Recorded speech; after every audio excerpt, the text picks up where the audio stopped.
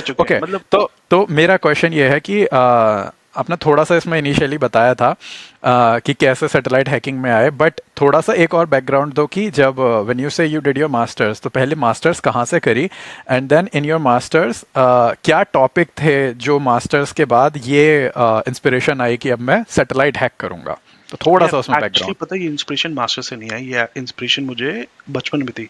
तो प्रॉब्लम थी, ओके। मेरे जो नाना जी थे, he was in army BSF. Okay. तो मुझे ना वो बचपन का वो ना ये सब देखने का बहुत ज्यादा, हिंदी में कीड़ा, इंग्लिश हम्म। में वर्म। तो ये था कि जब भी Republic day, independence day, Republic parade आती थी, मैं 8 6 7 बजे उठ के बैठ जाता था, और हाँ। खासकर मैं वेट करता था कि जब वो MiG-25 के वो एयर शो होता था, ये सब मुझे राइट, राइट, राइट। बचपन से ही एयरफोर्स वगैरह का बहुत शौक था। सिंस मेरे डैड भी इन चीज़ों को बहुत inclined थे, क्योंकि आर्मी वगैरह ये सब रिस्पेक्ट होती थी।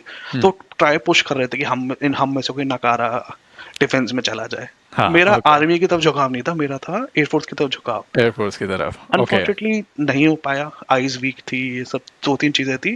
ठीक है। बट उस टाइम पे मेरी मेथड, मतलब जो मेरा सेटलमेंट थोड़ा चेंज हुआ। ओके। बोलते यार चलो एयरफोर्स में नहीं जा सकते, बट एटलीस्ट हाँ। Aeronautics engineering, right, aerospace is अच्छा। अ गुड इंस्टीट्यूट, और उनका मतलब कि सिलेबस भी अच्छा उस टाइम पे जब मैंने चेक किया था, इट वाज आई थिंक 2011-12। उस टाइम पे अच्छा सिलेबस था।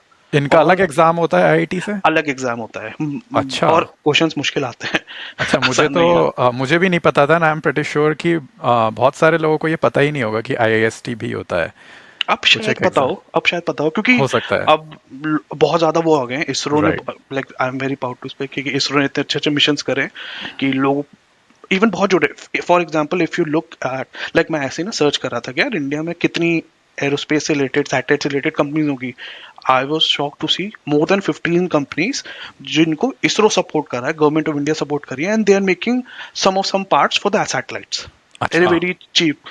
Like I'll share the names also, and hats off to you guys. Like if you, like I'll share the name also, but have to you hats off to the guys who are working in these companies that keep it up. And same nice. say same to ISRO also, like नई नई चीजों को वो करना। तभी यार, तभी मैं सोचता हूँ इसरो इतने सस्ते, जितने मूवी में ग्रेविटी नहीं बनी उससे सस्ते में उन्होंने सैटेलाइट पहुंचा दिया। Right, right, right. तो अभी उस पे आएंगे। ओके, तो वहां से हाँ, बचपन से मिक का वही शौक कंटिन्यू, चढ़ा, वही और चला। तो उसके उस बाद। टाइम पे, ना मूवीज भी आने लगी थी। एक डाई हार्ड 4 आई थी, डाई हार्ड 3 आई थी अच्छा। हैकिंग के ऊपर। फिर जिस इनकी गेम्स आने लगी, वो फिर कॉल ऑफ ड्यूटी की गेम आई भाई, वो पहुंच गए सैटेलाइट हैक करने पहुंच गए।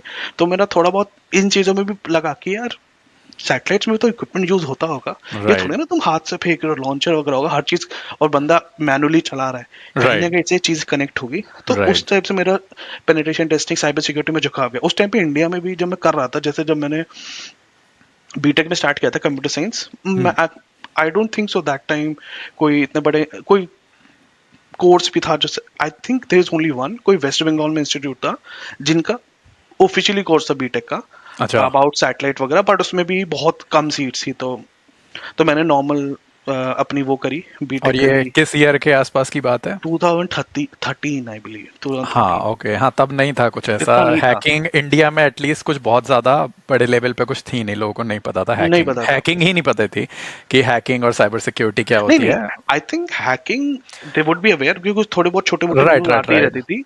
बट हाँ, they I think they were not very much aware about the concept of blue teaming, red teaming, pen right. Testing, ये सब।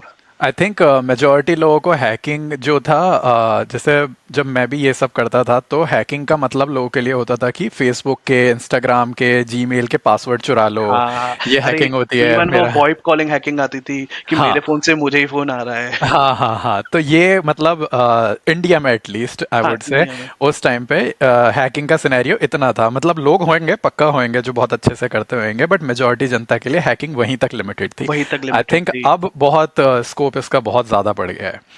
अब ज्यादा बढ़ रहा है, लोग बहुत इंक्लाइन हो रहे हैं, क्योंकि ये ग्लोबल इशू बन गया है। अब हम्म। चीजें हैक हो रही है। लाइक आई थिंक 2016 या 17 में tool kit, F I am not sure, FBI CBI किसकी टूल किट लीक हुई थी। हाँ, वॉल्ट एनएसए, 7, एनएसए, जिसमें एनएसए वो की। निकला था पल्सर जीरो वगैरह, इतने तगड़े तगड़े टूल्स राइट। निकले थे जो इतने सालों से हम पे स्पाई कर रहे थे। फिर वही लोगों को थोड़ा वो हुआ।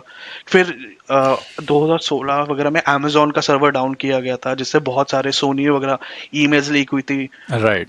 हैकर्स नहीं होते तो हमें पता ही नहीं चलता कि स्पाइडरमैन एवेंजर्स में आने वाला है। राइट। और उस टाइम पे एडवर्ड स्नोडेन था जिसने एनएसए के सीक्रेट लीक करे थे। विसल ब्लोअर, हाँ, फिर वो रशिया भाग गया था, हाँ। फिर वो रशिया चला गया था, जिसमें बहुत सारे वॉल्ट 7 करके एक सीरीज लॉन्च हुई थी जिसमें सारे एनएसए के सारे सीक्रेट डॉक्यूमेंट्स, उनके टूल्स और बहुत सारी चीज़ें उसमें डिस्क्लोज हुई थी। Thank you so much for watching this section of the podcast. If you like this, you might like the entire podcast. Watch the entire episode of this podcast on our channel, which I have put the link in the description and in the pinned comment. So go subscribe our channel and watch the entire podcast. Thank you.